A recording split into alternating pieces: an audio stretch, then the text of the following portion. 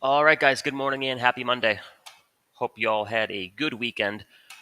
So we'll jump in here, guys. Kick things off for the week of August 8th. So only two trades last week on my end. We hit GameStop here. Took a nice 50% out of GameStop, and then in the Mastery, we hit Shopify.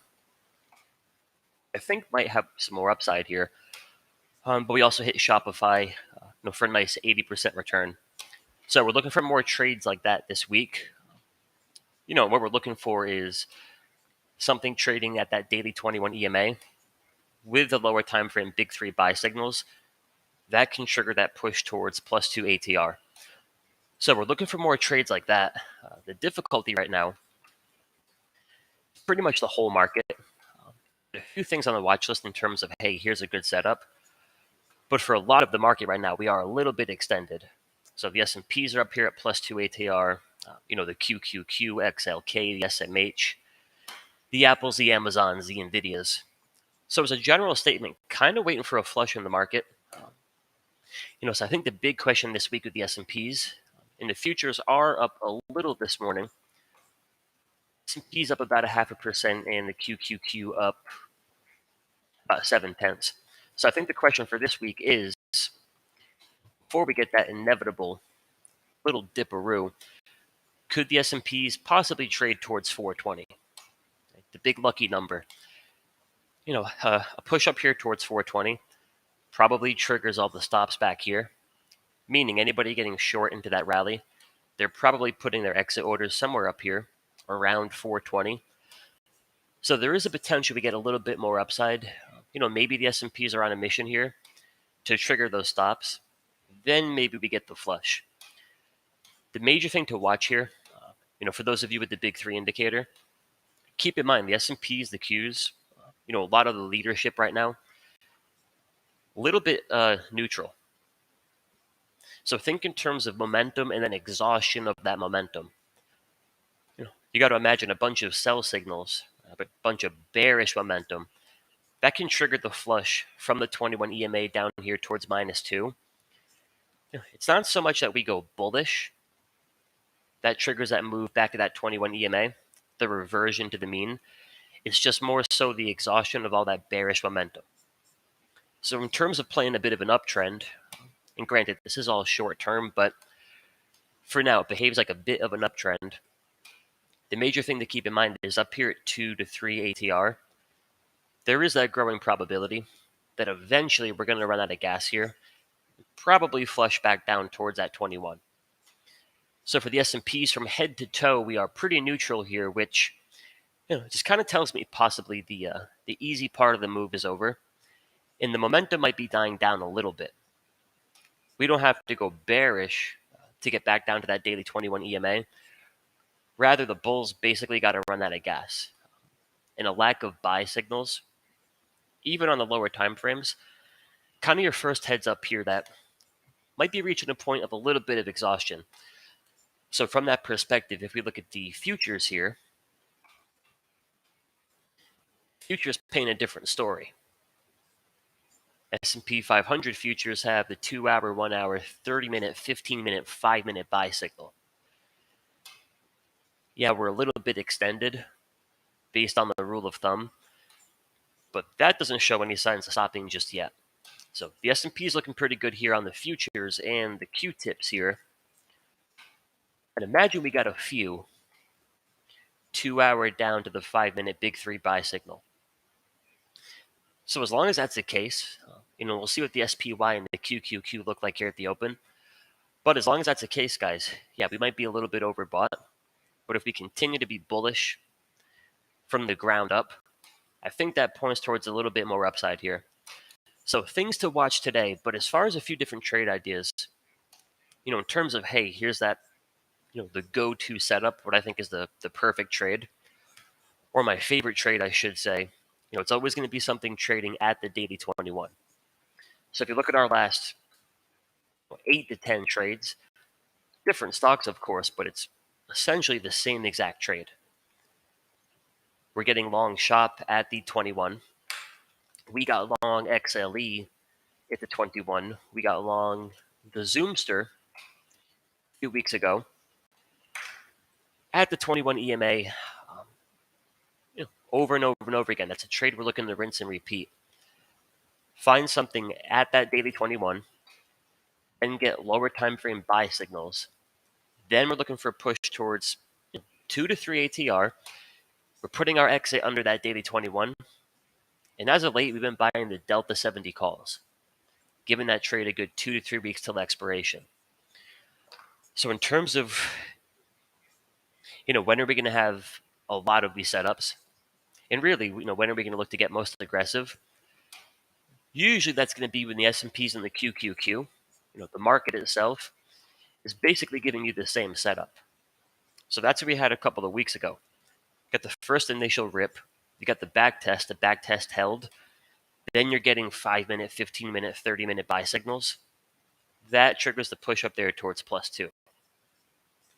If you can get that entry in Zoom, whatever the stock is, that's when you're looking to get your most aggressive. Because now the S&Ps and the QQQ, they're pretty much giving you some wind at your back. The S&Ps pulled back to the 21 EMA here. It's not going to be Zoom's issue. It's not that Zoom is overbought, but as goes the market, goes the stocks. So just keep in mind that kind of timing component.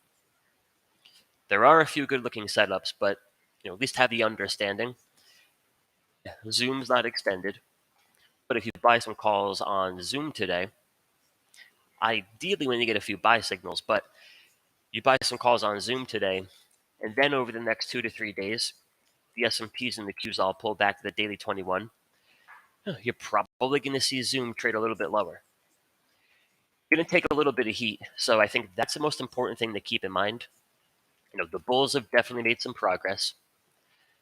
I, for one, think, at least for now, path of least resistance is to the upside, but we're still trying to pick our spots wisely.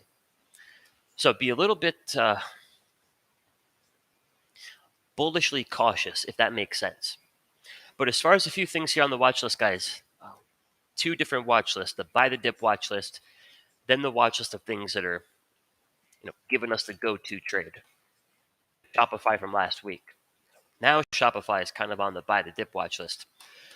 But as far as the buy the dip watch list, I think the S&Ps and the QQQ is probably the easy trade. Covers all your bases. But in terms of the stocks here, I think Apple and Tesla, they offer a little bit of extra edge. So these are the 2 names I'd love to buy in a dip. Difficulty is just because you're up here at 2 ATR doesn't mean we're going to pull back. It's a probability, but never a promise. So here's what I'm liking, guys, about Apple and Tesla. If we actually jump to the monthly charts here, we got these big monthly squeezes, and your trend, structure, momentum, all the ingredients that go into the big 3 indicator, they're all bullish here. So until that changes, I think you want to look at that monthly squeeze like you would look at a 15-minute or a 30-minute squeeze. 30-minute squeeze in a 30-minute trend with good structure, 10x bars, stacked EMAs, essentially a big 3 buy signal. Until that changes, there's a pretty good probability that squeeze fires to the upside. So granted, it's a bigger time frame, but in terms of structure, this all points towards the weasel wants to pop to the upside, which would take Apple here into a brand new all-time high.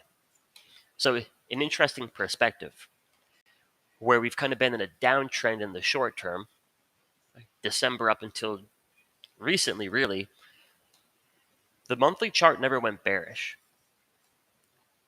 Maintain the trend, maintain the structure, maintain the momentum.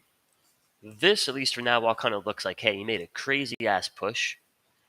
You're a little bit overdue for that reversion to the mean. Holds up really good here, guys. So, not that I'm going to take a trade that's going to bank on a brand new all-time high, but in terms of, okay, if we're not going to buy the dip in the S&Ps and the Qs, we're going to look to do that in an individual stock. We want it to be a little bit better than the market, a little bit stronger, a little bit more edge. So if we can get a good flush here, I think Apple's buyable all the way down to like 150. So Apple and then Tesla, up about $20 this morning.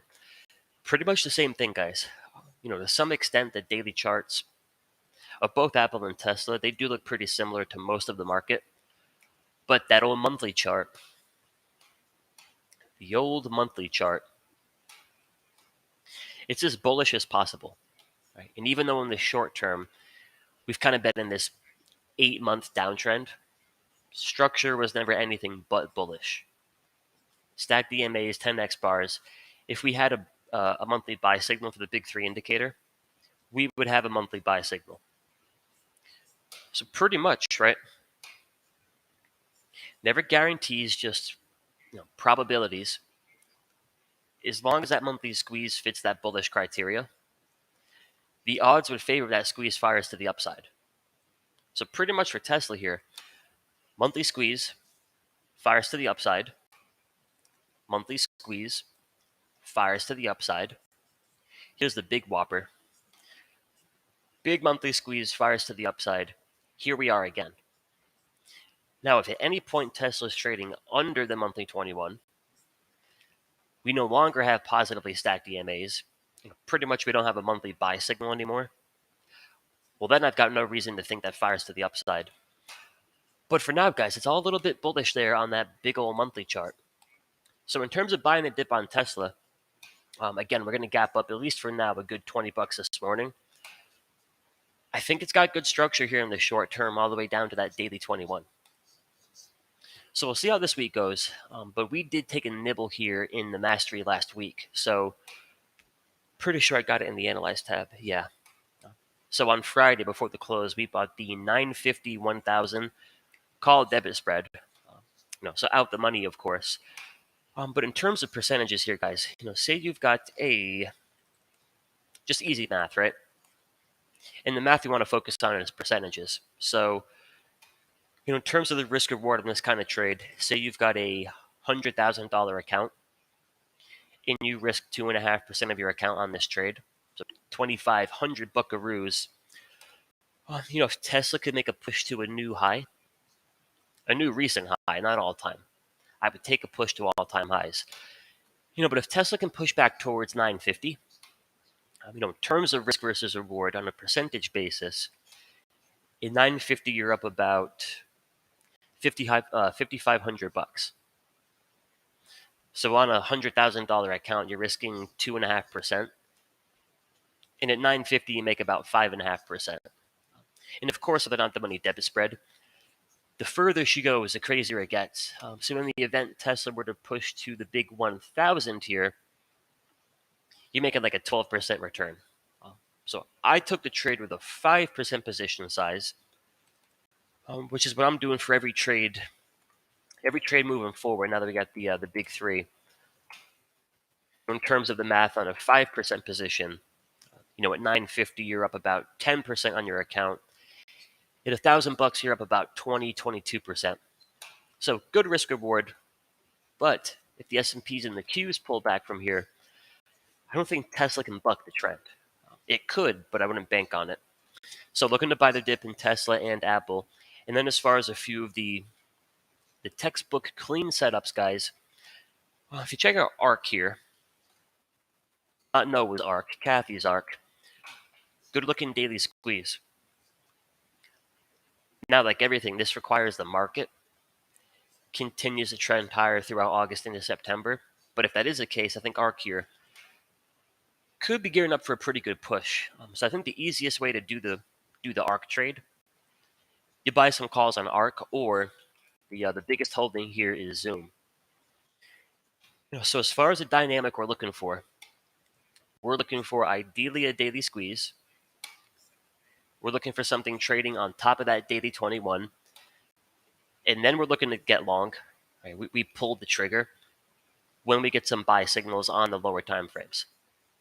So no buy signals here in Zoom just yet, but that is one of my favorite picks for this week if we get the buy signals. Or it can be, it's not going to gap up too much. So I'm liking Zoom here, guys. Next up, we got Crowd. Same exact thing. Daily squeeze on top of the launching pad. But for me, what's going to trigger that move towards our target would be some buy signals on those lower time frames. So Zoom is neutral for now. Crowd is neutral for now.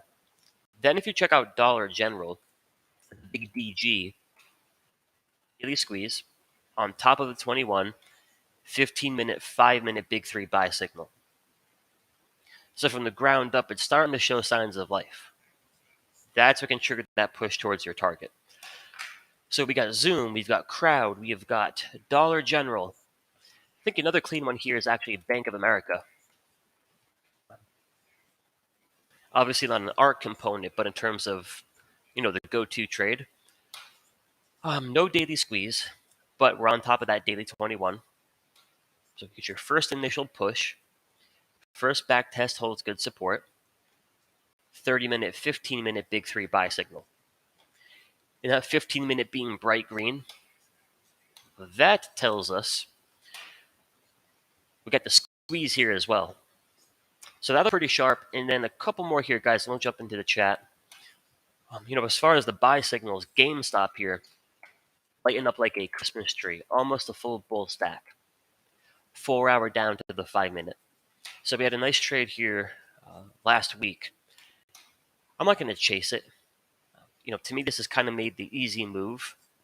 So, of course, it could trade higher, but we're trying to think in terms of, what kind of habits, what kind of rules are going to serve us well over the course of our trading career. Well, if you're buying calls on GameStop, up here at +2, typically not the greatest trading plan. So ideally, we get a little bit of a flush here, and then maybe look for a bit more of a, bit more upside than a breakout here for GameStop. Looking pretty sharp. But those are a few for you guys. Zoom, Crowd, Bank of America, Dollar General. But keep in mind, as goes the market, goes the stocks. So the green light in the short term here might be that push of the S&Ps up into about 420. For the SPX, that'll be about 4,200.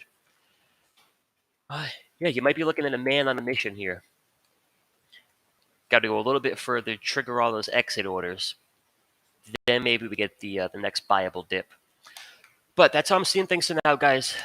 Coming into the day with the Tesla position and looking for the next round of good trades. Bullishly cautious. Bullishly cautious. Nvidia just dropped 6%. The plot thick a look.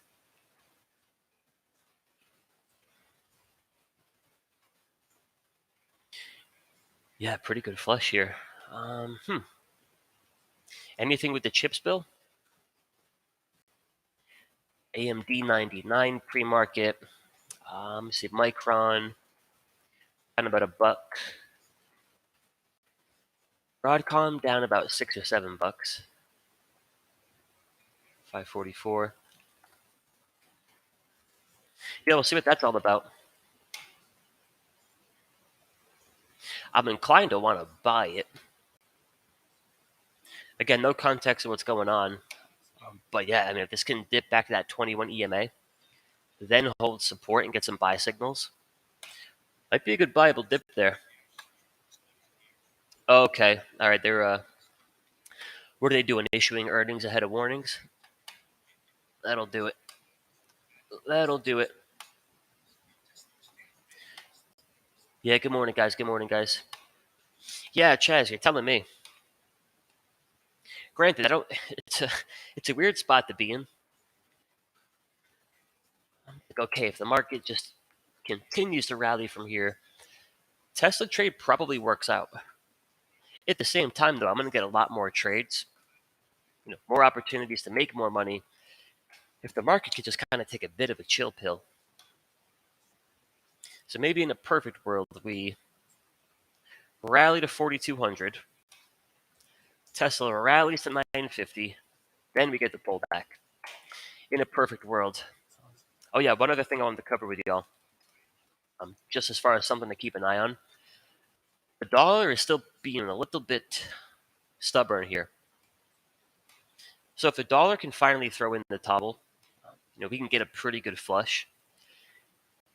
It probably gives the S&Ps and the Qs, the overall market, the equities market, even more of a green light to rally a little bit more in the short term.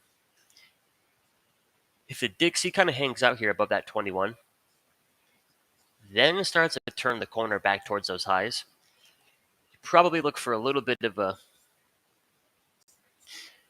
It'll be troublesome for the market, put it that way. So do keep a close eye on the Dixie. Yeah, things getting a little bit sloppy here. Q's coming in. So just, that's the golden rule right now, I think. Whether, we're pointing the finger at earnings, whether we're going to point the finger, there's always something to point the finger at, so to say. What we as traders just got to respect is, okay, there's a growing probability, putting aside any catalyst, putting aside, NVIDIA issuing, earnings warnings, we're already at a point in time, we're probably due for a pretty good dip. That is the golden rule right now. So Darren, for the Keltner channels, we got one set measuring one average true range move above the 21 EMA. And then the second set is measuring two average true range moves above the 21 EMA. So +1, -1, +2, -2. But yeah, it won't be a dull week, guys. I'm pretty sure I think we got inflation numbers coming out on Wednesday. Don't quote me on the day, but I'm pretty sure that is this week.